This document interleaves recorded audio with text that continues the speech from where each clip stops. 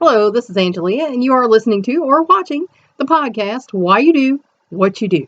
The podcast that talks about human development psychology to try and maybe help you figure out a little bit more about why you do what you do.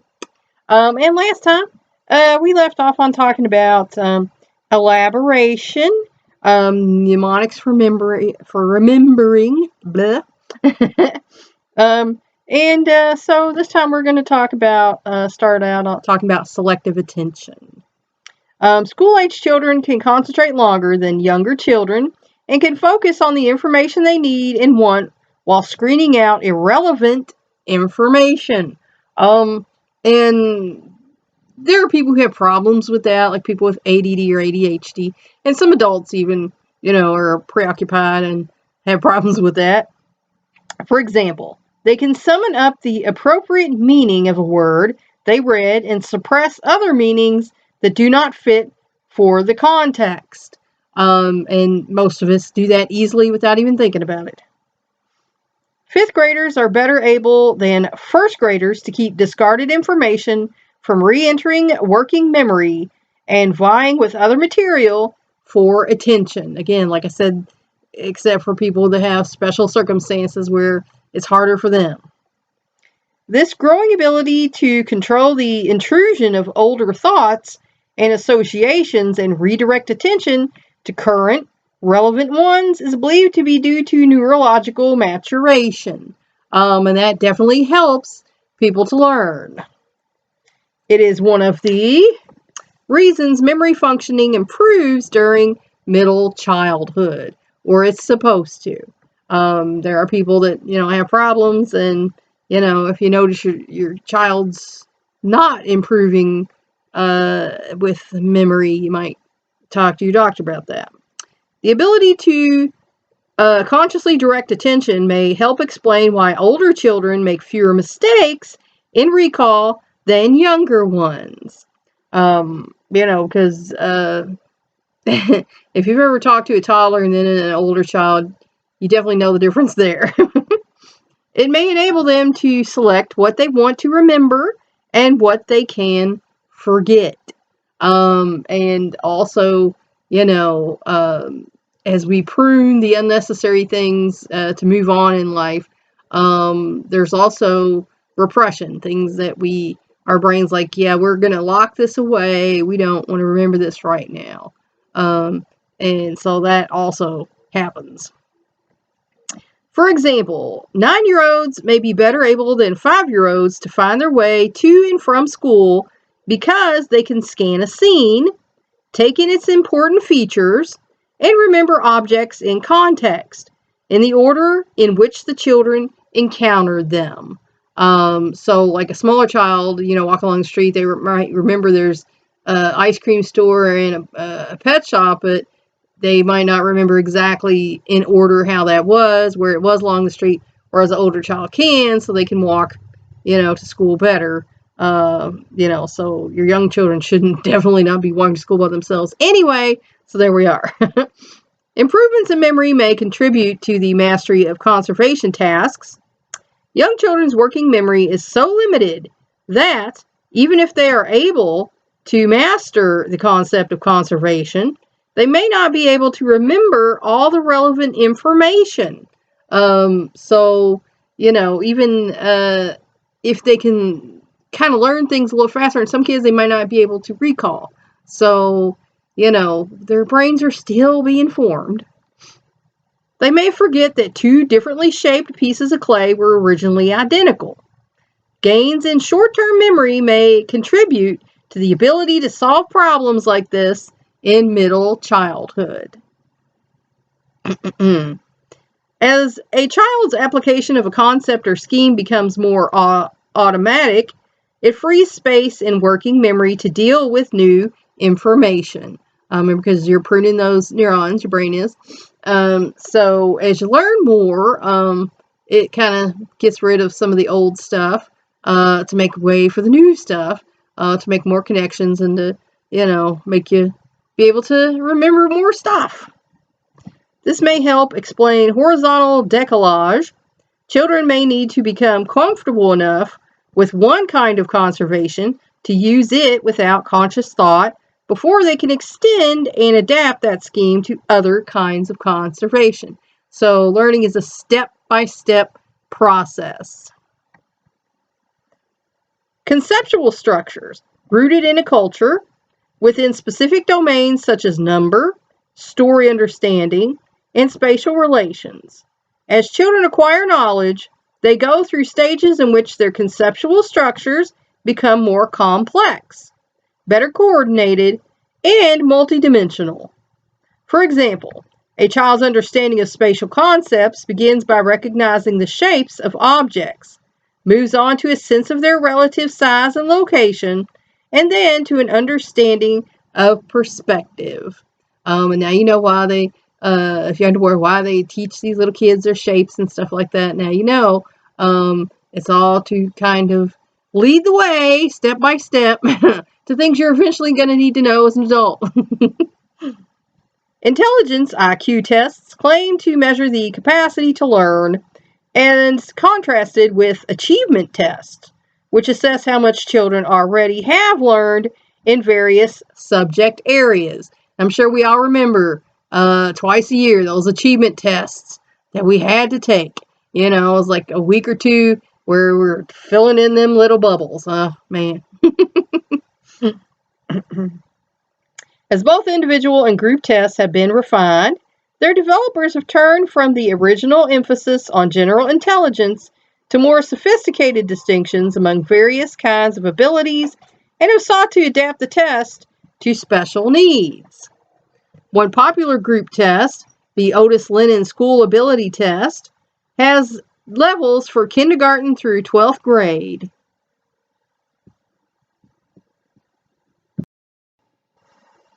Okay, someone came in. Children are asked to classify items, to show an understanding of verbal and numerical concepts, to display general information, and to follow directions. Separate scores for verbal comprehension, verbal reasoning, pictorial reasoning, figural reasoning, and quantitative reasoning can identify strengths and weaknesses. That's why I say about if they suggest your child be tested, don't get defensive. They're just trying to help your kid. The most widely used individual test is the Wechsler Intelligence Scale for Children, or the WISC-3.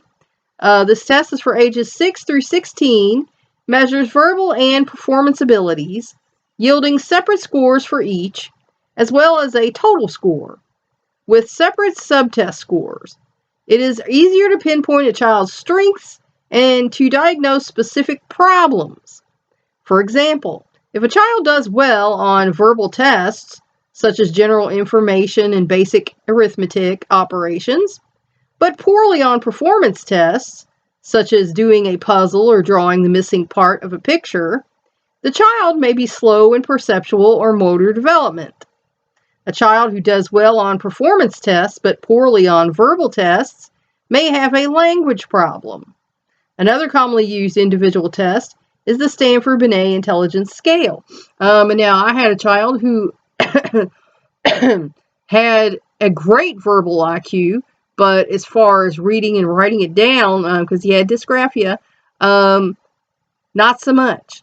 So they knew the boy was smart, but he had a problem with written language. He could verbally knock it out, but as far as reading and writing, not so much. IQ scores taken during middle childhood are fairly good predictors of school achievement, especially for highly verbal children, and scores are more reliable than during the preschool years. IQ at age 11 even has been found to predict length of life, functional independence later in life, and the presence or absence of dementia. Schooling does seem to increase tested intelligence. In one study, differences in IQ between identical twins raised in different homes were directly related to the amount of education each twin had. So, the higher your scores on these tests, the better predictor it is of how you're going to do later in life. So like I said, children learn what they live. So you need to enrich the environment and make it a good one for your child. I mean, that's your job as a parent anyway, right?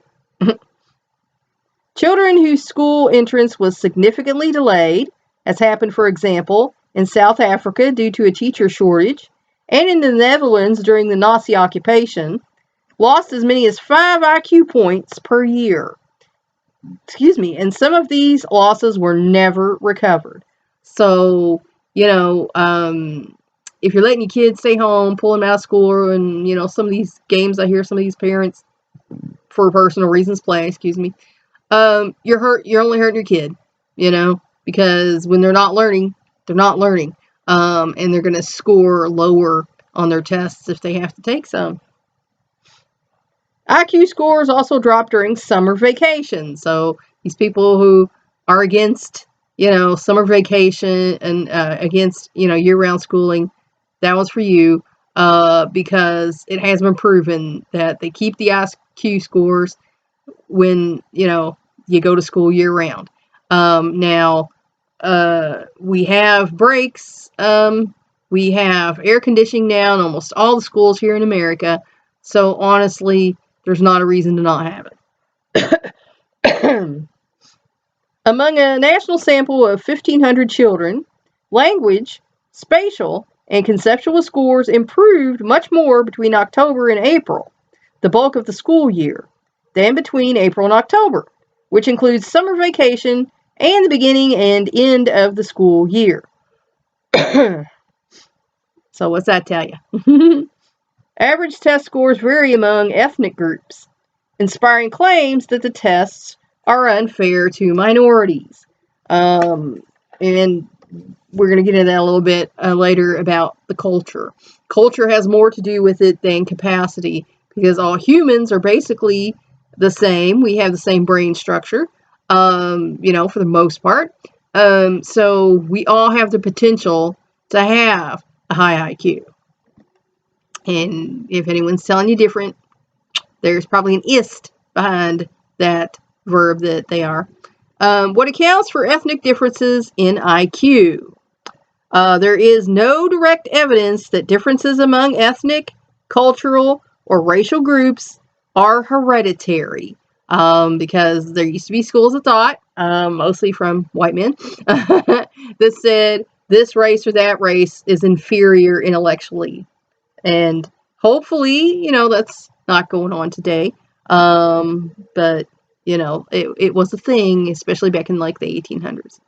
Many scholars attribute such differences to inequalities in environment, in income, in nutrition, in living conditions, and in intellectual stimulation, in schooling, in culture, or in other circumstances such as the effects of oppression and discrimination, which can affect self-esteem, motivation, and academic performance. So that's why a lot of your people who come from low-income areas, socioeconomic,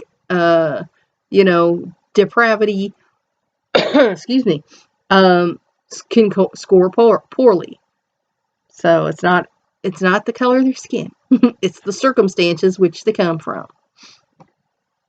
Some critics attribute ethnic differences in IQ to cultural bias, a tendency to include questions that use vocabulary or call for information or skills more familiar or meaningful to some cultural groups than to others. So, what the majority of wherever you're taking this test is, they're usually geared towards them. So there is a little cultural bias, and that's something they're trying to work on.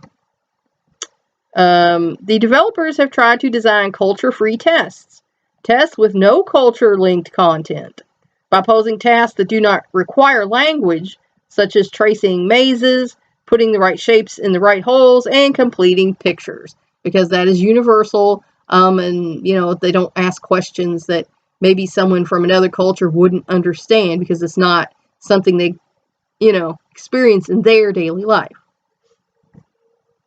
They do not assess other important aspects of intelligence behavior, such as common sense, social skills, creative insight, and self-knowledge. Yet these abilities, in which some children with modest academic skills excel may become equally or more important in later life, and may even be considered separate forms of intelligence, because they found out there are different kinds of intelligence now. It's not just all about reading and writing, which they used to feel like that was the teller of intelligence. Now they're finding out there are different intelligences. You can be really good at one thing and really crappy at another thing. Some of us already knew that from school. Is a child who is good at analyzing paragraphs and making analogies more intelligent than someone who can play a difficult violin solo, or someone who can organize a closet or design a group project, or someone who can pitch a curveball at the right time? The answer is no, according to Gardner's theory of multiple intelligences. Because, like I said, there are different types of intelligence, and you can be really good at one thing and really not so good at another thing. This hypothesis makes sense, he says, since different parts of the brain process different kinds of information. So, one part of your brain might be really astute, while another maybe not so much. The other four, which are not related to IQ scores, are musical, bodily kinesthetic, which sports, interpersonal, and intrapersonal. He recently added an eighth intelligence, a naturalist, to his original list. People that are very in tune with nature. This is something, that was taught in a lot of native cultures. And you might have high intelligence in that level, on things of the natural world. So, we're just getting into this, more and more as man, evolves.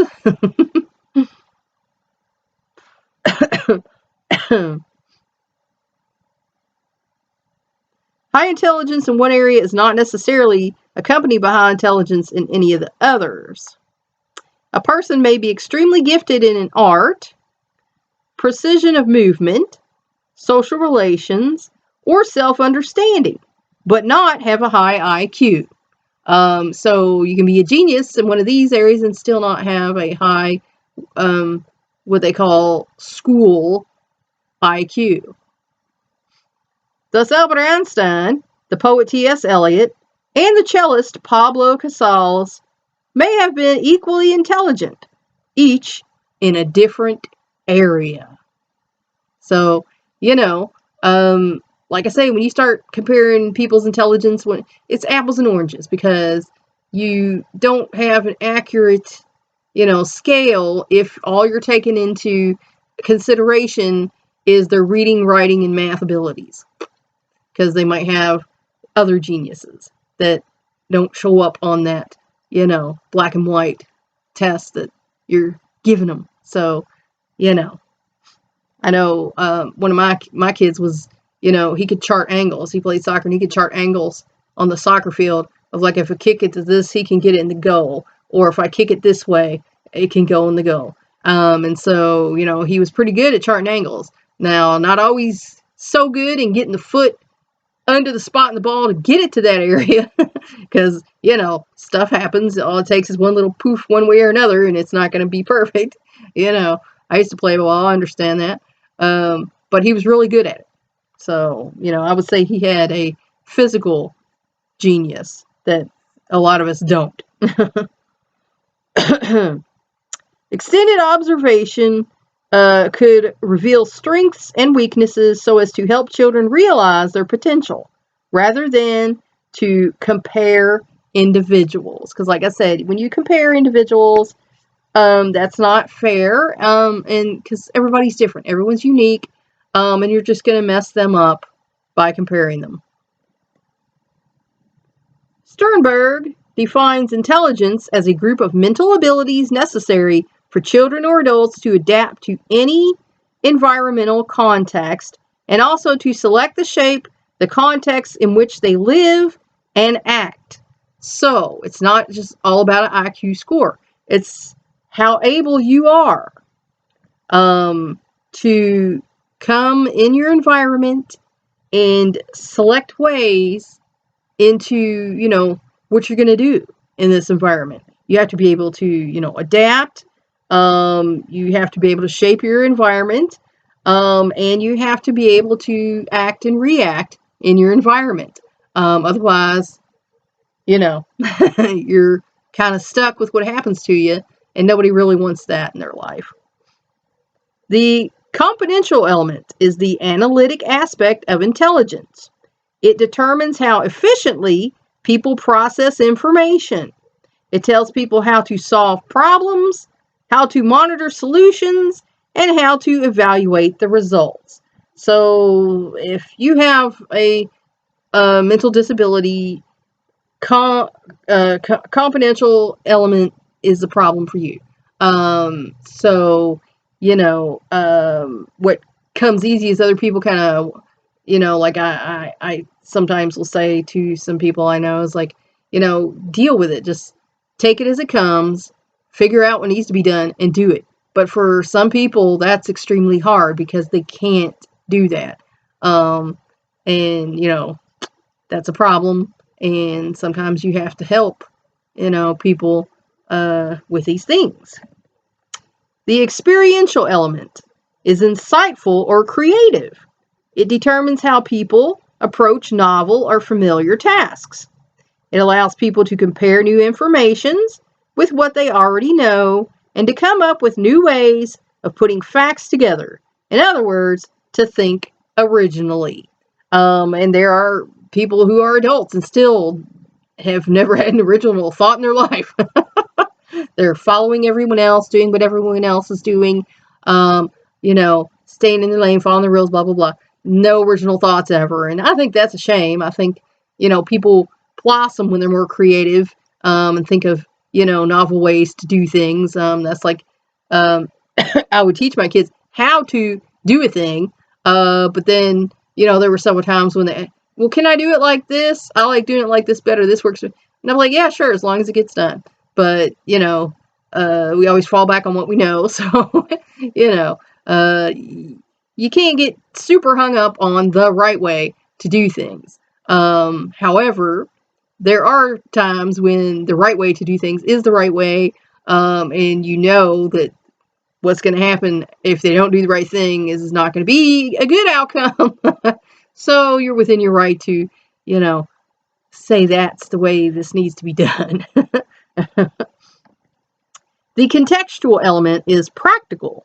It determines how people deal with their environment.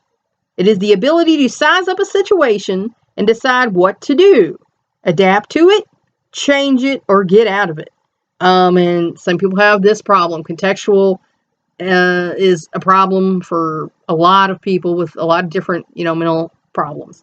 Because, you have to be able to deal with your environment. If not, that's a problem. And sometimes people have these problems and they have to end up in an environment that they may not want to be in because they can't deal with the environment that they are in. That's not always good. And we have to be able to size up a situation. That's a survival skill. When you're in a situation and something's going on, you need to be able to size up what's going on pretty quickly. That's a survival skill. And if you cannot, then people are going to see that. There are bad people in the world, unfortunately, who will take advantage of you, do bad things to you for, their sick fun. So that's an important survival skill that some people don't, unfortunately, have. Decide what to do. Decision-making skills. There are people, I know someone who decision-making is not their forte.